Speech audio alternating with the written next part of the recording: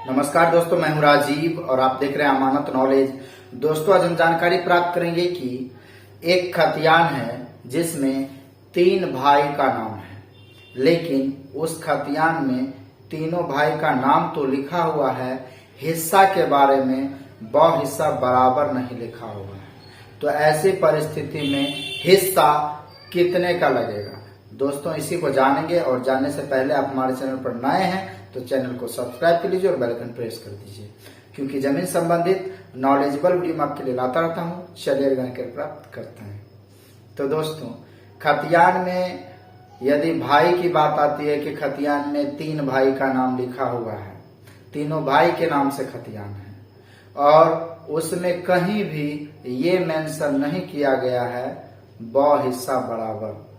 तो ऐसी परिस्थिति में आखिर बड़े भाई को कितना हिस्सा होगा, मंझले भाई को कितना हिस्सा होगा और छोटे भाई को कितना हिस्सा मिलेगा, ये बात आती है।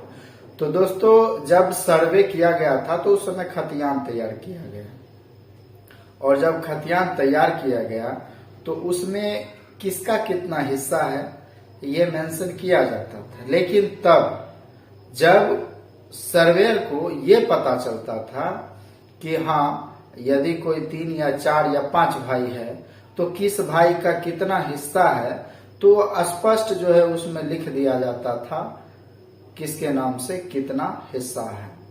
लेकिन यदि किसी खतियान में हिस्सा की बात नहीं की गई है तो उसमें हिस्सा बराबर भी लिख दिया जाता था या फिर हिस्सा बराबर नहीं भी लिखा जाता था।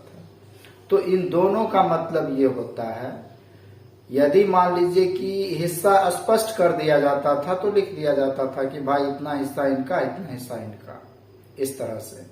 लेकिन यदि बराबरी का हिस्सा है तो कोई सर्वेयर उसमें लिख दिया करते थे हिस्सा बराबर और कोई नहीं भी लिखते थे।